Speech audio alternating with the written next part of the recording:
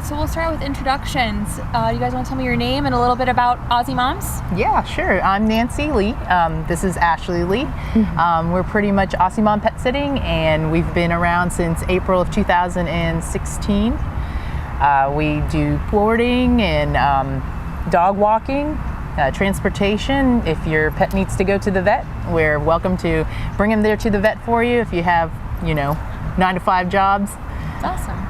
Yep, and we do the boarding in our home, kennel free, so they get to stay with us like they do at home, and they don't go to the facility or anything. We love on them like they're our own babies for a while. So. They blend right in with the rest of the family. Absolutely, yes. Yeah. That's great. And how did y'all get started? Like, what kind of sparked the idea for Aussie Moms? Well, we were both in our fields. I was a cosmetologist and she was a graphic designer, and my mom actually got diagnosed with cancer. And it was just one of those things where you're working for the corporate and you just couldn't get away. And so she was like, let me just start, pet sitting and see what we can do. And within 2 months, she was busy enough that I was fortunate to be full-time with her, and we've been rocking and rolling ever since. Yeah. That's awesome. That's great. So big animal lovers. What prompted the pet sitting idea from your old 9-to-5 job? So I wanted to be a vet tech. I worked in a clinic for probably 2 weeks and cried like 7 times. And I was just like, this isn't really what I wanted. So I wanted to do the like happy, fun, play with the animals, and then I don't have to see the sad part. And then it also keeps me from bringing more permanent pets home if I get to play with everybody else's. And they definitely have owners. Yeah, they get to come, I get to play, and they go home. We don't have 50 of our own. So it works out really well. You guys do have a lot of your own animals though. We do. Not quite 50. No. So we have 4 dogs, 2 cats, and a tortoise. Yep. So we're getting there. I tell everyone about your tortoise. Oh, man. The first thing people ask me when I tell them Aussie Moms Pet Sitting, they're like, oh, do they babysit snakes? Do they babysit this? I'm like, guys, they will pet sit whoever. They have a pet tortoise. Yes, we actually have one client with 2 kangaroos. Yes. So yeah. So we do everything. Yeah. We have farm clients. We have kangaroos. We have tortoises, reptiles, everything. For some reason, when you say kangaroo, I picture a kangaroo just like sitting on the couch, like flipping through the TV guide. Yeah. It's That's similar. the We hand them granolas, and they just sit and eat them, and we just watch them eat them, and we're like, okay, You're taken care of. Exactly. What would you say is the most challenging part of owning your own business? It's really, I think the hardest part is just staying, it's really easy to get overwhelmed when especially when you're first starting and you're trying to figure out how much to grow at what time. A lot of people want to get in and they want to be like overnight, just pop up and have 5 million clients, and it's real easy to do that and then get overwhelmed. And for us, we're a team of 2. So, we take on what we can. We don't want to get rid of quality. So it's really important to, kind of know where you're going and what your goals are, and try to do a timeline and make sure. That's the hardest part, is we want to take care of 1 million pets, and it's like, okay, we're 2 people, so then you realize real quickly how big Polk County really is.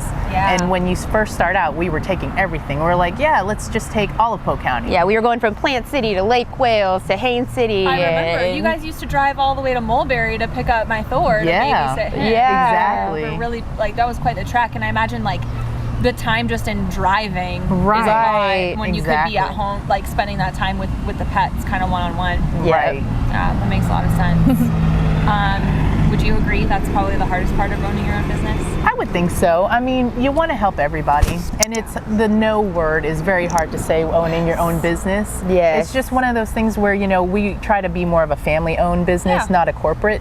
So we want to make sure that everyone feels taken care of. And we'll kill ourselves before we let a pet go 14 hours. For sure. So, absolutely. And I think another is finding time to take a break. Right. You want to work 24/7 when you're in your own business, and it's like sometimes you have to, for your own health, take a moment back. And it's hard when you're like, I just want to love on all the babies. Well, especially running the business out of your own home, I imagine it's hard to separate the 2. Yeah, for sure. How do you guys kind of separate that work-life balance? We try to make sure that we do, like, even if it's very rare that it's just our babies at home, but when it is, we try to make sure and like let them know we love them, and we take a moment to like and the pups, we go out and walk the local trails, and we just did the scrub trail in South Lakeland the other day. It's really nice to just get out and take a moment and just stop working for a second and like appreciate what you have and where you're at in your business and how far you've come. And even when you're getting burnt out, it's like, yeah, but we have a business. I woke up this morning, you know, I'm doing my own thing, and we've come a long way. So it's just taking a moment to step back, I think. Right. Yeah, that's awesome. You mentioned before we started recording, unfortunately, you guys have a lot of people that will ask you questions about your business and how you got started. Yeah. What's the biggest piece of advice that you both give to new business owners? Kind of like reflecting back on your beginnings. What do you think? For sure, don't give up. I mean, you're gonna have really, really slow days, and the phone may not ring at all, but you gotta keep pushing, and, you know, always network. Network is the hugest thing, I think. You wanna make sure if you're walking your dog, for us, we always wear our pet sitting shirts, and, you know, if there's somebody drinking a beer with their dog at the bar, hey, you mind if I pet him? Oh, by the way, you know. If you ever need a sitter. Absolutely. I know someone. Exactly, right. Yeah, we make sure we touch every dog we see. Absolutely, so, you know, we're always like, puppy. So, and I think that's the main thing is don't let the workload burn you out, because it is worth it. When you own your own business and it's what you're putting out is what's coming in, it's so rewarding. And it is nice to make your own schedule, so to speak, but also like it's easier for you. If you want to work more, you can. If you need to take a break, you can. Right. And it's always worth it, because you're doing 200%, your business is doing 200%. Yep. So it's all depending on you. It all falls back on you. For sure. Right. Yes. Which is, I'm sure, it's nice because you have that, you know, like you mentioned, that flexibility, that autonomy, but it's also that stress of, all right, I have to succeed. Right. Yeah, and it's I guess the main takeaway would be just keep pushing, and don't get overwhelmed and burn out. It's worth it. Yeah. So that's amazing. Yeah. So kind of reflecting back on how far you've come in the last 4.5 years you've been doing business, what would you say is the hardest moment as business owners that you thought, maybe I'll throw in the towel, maybe this isn't working? When COVID happened, everybody stopped traveling. Right. So nobody needed their pets cared for. It became very, is this going to be a thing? And how long is this going to last? And it was like, if people don't need care for animals, this is what we do. We don't have one of us working and the others, and that, like, this is our thing. Yeah. So we got to where we were like trying to think of a backup plan, and we were starting, but then we were like, well, let's take this time and buckle down and just refocus in the business. We started thinking about free ways to put ourselves out there that weren't going to cost money. Right. We started editing videos, and we spent that whole month that we weren't doing business doing cute videos and sending and taking pictures that we've previously taken of clients, and just sending them to clients and saying, hey, miss you, hope you and your babies are doing well, you know, hope your family's good, and just reaching out to clients that were already here, you know, also implementing gift cards. We did gift cards for people to kind of keep us going through the slow time, and but we had to definitely take a step back and think about how to redo our business in a way to keep us afloat. Because everything just completely shut for us. Absolutely. And it was very scary that we were like, this might not be a thing if it keeps going. So. And it's picked up since then, you mentioned. Yes. We were very fortunate that when the state reopened, everybody was ready to travel, and we picked right back up. And that's why it's important that even in the bad times, like if you just buckle down and spend that time wisely to make sure that when it does come back around, you're ready. That's what's important. What are some of the ways that you guys market yourselves in your business? You mentioned, you know, reaching out to clients, something like retargeting old customers. You have your van. What are some of the other ways that you guys market yourselves? Well, we've been doing a lot of Tik Tok. There's Snapchat. Everybody loves cute animals on social media. You can't go wrong with cute animals videos and little cutesy songs and sounds.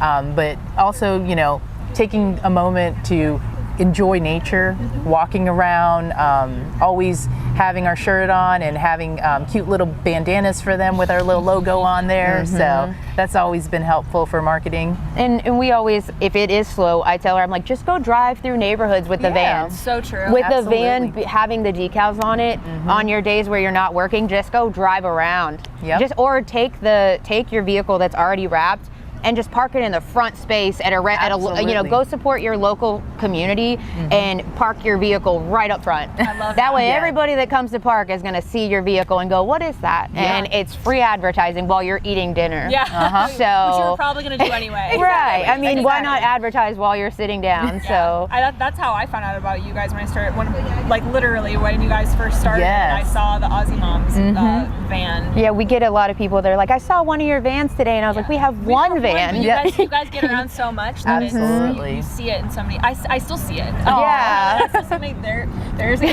everybody thinks we have a fleet, and I'm like, no, it's just her driving everywhere. Yeah. So you guys brought your baby Roxy with you. Yeah, this is Roxy. She's the original. She is the reason why our business is called Aussie Mom Pet Sitting. She's an Australian Shepherd. She's about 11 years old. She is a mix, but she's just been the perfect dog, and we were like, well, we need to model our business after her. Super friendly, well, you are just super the most beautiful sweet model I ever saw. Aw, thank you. So we are Australian Shepherd mothers. Yes. That's where Aussie Moms came from. That's it. So it's a little easier. Absolutely. Yeah. I love that. Yep, and we love our kids, so we named the business because of the kids. And, I know. Yep, and we do rescue, so we have some that aren't Aussies, but we're not biased. No, not at all. So I would say like the pet sitting business is pretty saturated. How do you guys differentiate yourselves from the rest of the pet sitters in the community? Well, we do offer pet sitting, as in going to your home and letting your pup out and walking them and feeding them, but our biggest thing is boarding. And we board in our home kennel free. So if your pup sits on the couch, then they are allowed on our couches. So, you know, there's not 50 dogs barking, you know, and we give them the same love that you would give them at your house. There's always somebody home, and they get kiddie pools when it's hot. We'll put like beds all over the floor, so they have their own little beds. We have about 1 trillion toys at our house. So they have a in-home feel setting where they're just chill and not stressed out at all. And they're allowed to socialize as well, because we do have 4. So it is really nice for socialization. Absolutely, too. Yeah, that's huge. Especially as a dog owner myself, the social aspect is so important. I used to hate having to board my dog. And I remember when I came across Aussie Moms and I saw you guys were kennel free, I'm like, perfect. Thor just does not do well in any other setting where he's not like, I can't sit on your couch. Why? I sit on my couch at home. You can sit there. Exactly. I love that. So, you know, a lot of the other businesses that we've spoken to and interviewed through Lakeland business owners are partners. How do you guys, you know, kind of blend your personalities, your work styles, as partners personally and as partners professionally? Well, it helps that we've known each other since elementary school. I mean, and we've been married for 5 years. Together for 6 almost, and you know, it's just nice because she's so OCD and very organized, and that helps immensely when you have a business. And I want to do all the services for free because I love the animals, and she's like, no, we have bills to pay. So I'm very we business balance mindset. So I want to make sure that, you know, these are the prices, if you know this and that, but for her, she does it for the love, and I do it for the love too, but we still have to feed everybody. You gotta balance it out. That's so important. And when one of us has a hard time, the other kind of tries to take on more of the workload for a little bit and let the other have a little time off. And I've actually tried to go back to school, so she's been picking up a little more with the business, and she had lost her mom to cancer, so it was, you know, for probably 3 or 4 months she was just doing visits, and I was home with the animals because she just wanted to be out. We kind of just try to feel each other out, and you know, she'll tell me I need a moment, so I'll let her stay home with the dogs and I'll go to visits. So it's really nice because we do understand each other. So that's huge. You guys feel like it's challenging? I know, like, there's like even John and Sarah, who own the joinery, are married. If you find it's challenging some days, sure.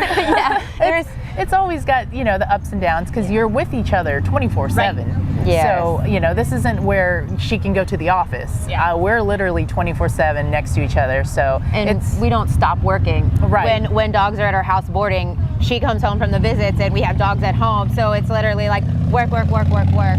So sometimes it's like the dogs are barking and she needs food and the house needs to be cleaned and you're like, oh my gosh, and you just have to like take a moment and rethink it. And communication is a big part of owning a business together. Yes. If you're married, if you're just business partners, you gotta communicate. That's and like compromise. the biggest. Yeah, compromising. And choose your battles. Yes. Yeah. Absolutely. Communicate, compromise. I bet there's like a group of C's that we could get together. Yeah. Five C's of owning a business. There you go. Yeah. Yes. We'll have to go back to some of those little videos. A lot of the other, you know, businesses we've spoken to through LBO have talked about the importance of kind of alongside the networking piece, like supporting other local businesses in the community. How do you guys support the small business community? So we actually kind of, we're licensed and insured and all of that. So we try to keep referring licensed and insured people as well. Great, yeah. People that are certified and have people on staff that are veterinary background, people that are educated with what we're doing. Yeah. And we refer out, there's two other companies in the area. There's Attaboy Animal Care, there's Bad to the Bone. You know, it's not bad to be not partners, but Comrades. you know, comrades with because we can't take care of everyone. Right. So it is nice to be like, hey, we're busy, so can you guys help? And we're helping our local businesses, and the end goal for everyone is that all the animals are taken care of. That's our third C, camaraderie over competition. There Yes. you go. Yes. There you We go. actually put a hashtag for that on what we. I love that. Yeah, we did.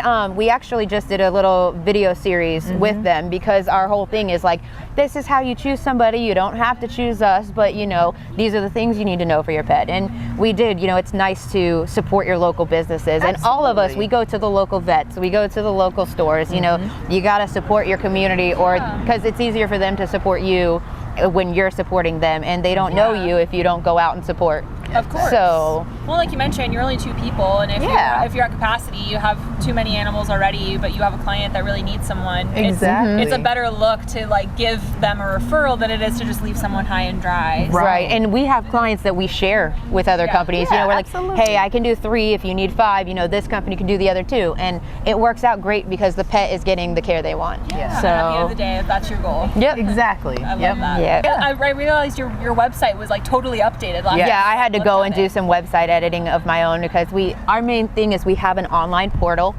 where the clients can go and so if you go to our website, it'll ask you, are you interested in being a client? And you can browse our website, our pricing and everything's there. It tells you our services, tells you our dogs, and you know, you can see pictures of clients and videos. But you can go ahead and you can just click on it and send us, you know, the address and the name. And what we do is we look at your area and we tell you, based on your area, we can do these services. Yep. Even if you're in our area, she'll come. You know, if you're at work from 9 to 5, she'll come and let the dog out midday. A lot of people got puppies recently, so it's really nice for her to come let them out. And so we do, you know, the puppy walk, like let outs and stuff, and then pretty much what you guys do like the meet and greet too, like the consultative. Absolutely. We have to come and consult, and we make sure that, you know, your pup is comfortable with us because we never want to stress any of the animals out. So the main focus is to make sure they're comfortable because I do the visits. So if I come in and your pup is very aggressive, I will take the time to make sure they get comfortable with me and where everything is located, the food bowl, the water bowl, everything. If they like a certain toy they like to play with, I'll make sure we get to play with that one for the 30 minutes or the hour, whatever you choose. And we have like pretty much an a la carte menu pretty much. So we customize it to each client. And we have senior clients that need medications, or, you know, people don't want to leave them by themselves overnight because they don't know how much longer. And so it's nice because we can have them in our home, and if God forbid something happens, we can put them in the car and take them to the emergency room right that second. Absolutely. So, yes. I love what you guys do. We appreciate it. Thank you. For so many years. You guys are just the best. Thanks. It's hard. It's hard to trust someone with your dog. Like they're like members of your family. Absolutely, it's just like hiring a babysitter. You don't want to just hire anyone. And they've got like Care.com for babysitting. They have like Rover for pet sitting. Are you guys on there as well? When we started, we were on Thumbtack, Rover. I mean, we were on everything. And then once we got busy enough, it became like, you know, they only let you stay on those sites until you start your own business, and then they don't want you on those sites. So that's interesting. I didn't know that. Yeah, so we were there, we started, you know, we had our hands in everything, we were servicing everywhere, and as we got busier, we were like, let's just do our own thing. And so we started our business, we decided this is gonna be what we do. And that's about the time she came full time. So we made it a business, we decided we're gonna put all our eggs in one basket, and what were those kind of like those first steps? And like, obviously step one was make the decision to do it. Right. Yes, just take the leap. And what were some of those like smaller things that you guys had to do to make it official? First thing first, I had to, I moved here from Sarasota initially, so I had to make sure it was okay with her that all these animals were going to be in her home. So that was the main, once we agreed to that, we kind of started slow, and then we were like, wow, this is actually staying pretty busy. Yes. So I guess the initial thing was like, okay, well, if we're going to do this, you know, we got to go to Sunbiz, get licensed, we've got to, you know, make sure we're certified. And I have my vet tech certificate, but that doesn't, you know, there's still pet behaviors and stuff that you still have to learn as a pet professional. And we did the certification courses, and, you know, as we went on, we learned more, and the more we learned, the better we looked to the client, and the client feels more comfortable. So as we learned, we got more business. So a lot of it was just getting the education behind us. And and for any business owner, you always want to educate yourself. You want to keep learning, you want to keep, you know, going forward. So always keep up with the times. Don't want to be left behind. For sure. I was reading an article today on LinkedIn that was talking. It was someone had interviewed Elon Musk on like how he became an expert in like aerospace engineering when he has no background in it. And his secret is literally read. Yes, absolutely. If you read and you stay up to date with what's happening and what you're interested in, you will be an expert in your field. You just you will. For sure. And there's YouTube videos for everything. So if you like, oh, my dog is acting funny, what, you know, there's tips and tricks that people can find for their own pets. That there's information everywhere, and she learns things every day. We have clients with cats that don't come out, and she's learned like, oh, if I just sit and wait, or if I have a certain toy they like, or you know, we've learned ways to help them with becoming more comfortable with strangers too. Absolutely. Yeah, that's so important. I know, like Thor, when he's stayed with you guys, he is not usually very good with other dogs, and that's always super nerve-wracking for me when I leave him somewhere. But you guys were always really good at helping him like slowly socialize. Absolutely, like, baby steps. Not just here you go. No rules. The hardest part is getting him off the couch. And then outside. So going back to marketing yourselves and your business, how do you guys manage your social media presence? Because you do it yourselves, correct? You don't outsource that up? Nope. I have a graphic design degree. I also have an IT degree, so my mom's very proud that I'm pet sitting. But it's really nice because the graphic design background, I do our website editing, I do our social media, all of our YouTube videos, I'm doing the video editing. Pretty much I'm home with the animals, so when I'm not outside with the animals and they're all on the couch in the AC, I'm taking the pictures I just took and making videos and finding cute little things on TikTok that have, you know, the little voiceover things. And I mean, you can see on our page, they had one that does the squeak, and I just like squeak little parts of her at this, and people like, they love it because they're just like animals, and it's so cute. So even if it's just posting a picture, or we'll post pictures. Feel like their animals are famous. You know, they're like, wow. Yeah, we have clients tell us, make sure you tag my animal's account, and we're like, we can do that. We can do that. So funny when animals have Instagram accounts. Yeah, we always ask clients now at the meet and greet, we're like, here's their model release form. Do they have their own account? We can tag them. Yeah, it's on our meet and greet form.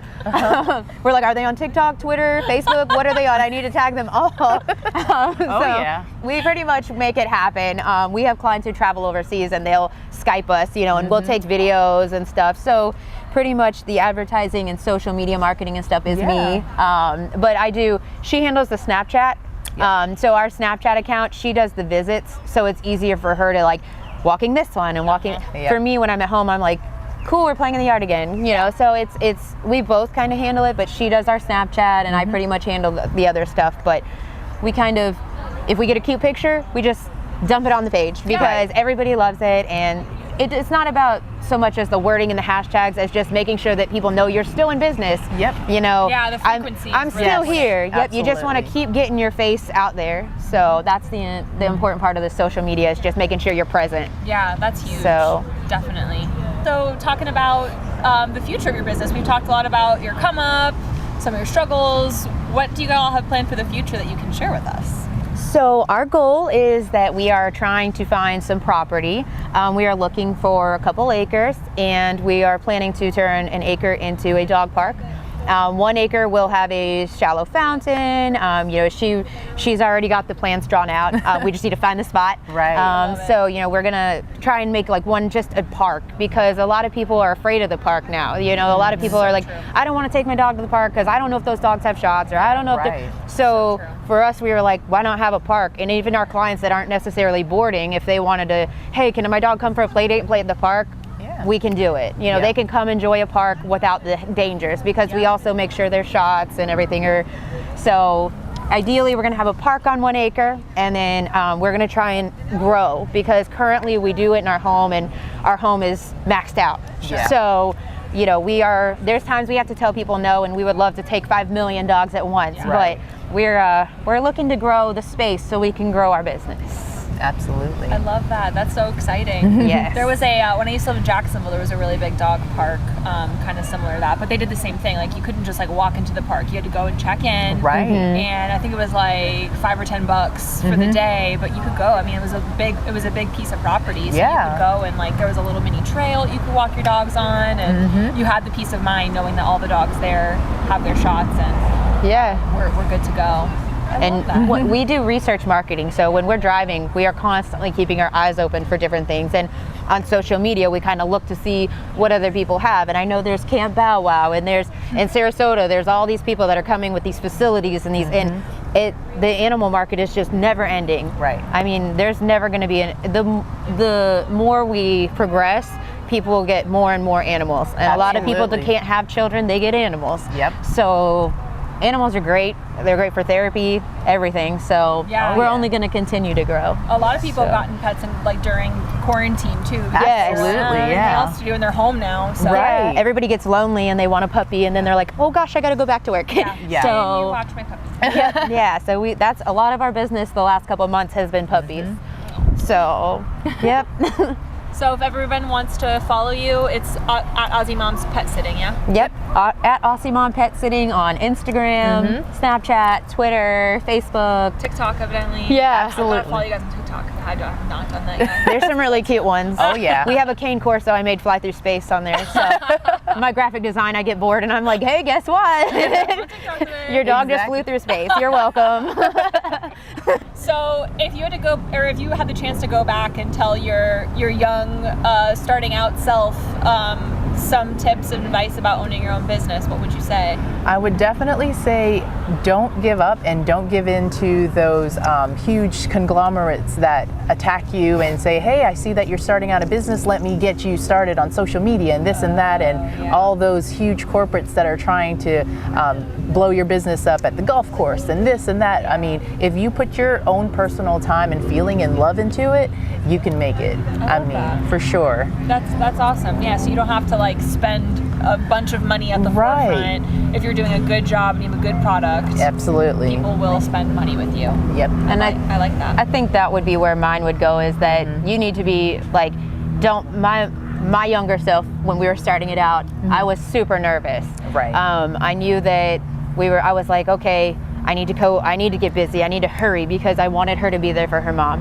So I was very nervous, and I was like, I'm only going to take 2. I'm only going to, but as we went on, it was like, you just got to be confident in what you're doing. You got to be confident in what you're selling, and you got to know, this is what I want to do. This is my goals. I've got to achieve it. And you just need to be confident, because the more confident you are in yourself, it shows in your business. Absolutely. When you're nervous and you're holding back, you may not realize it, but your business is holding back. Very so true. You just got to put all your eggs in, be confident that you know what you're doing, and just sell yourself. Yep. I love it. Yes. Great. Well, thank you all so much for your time this evening. Thank you. We Thank appreciate you. it. And Roxy, thank you so much for taking time out of your very busy schedule. I so appreciate it, and I hope you have a great evening.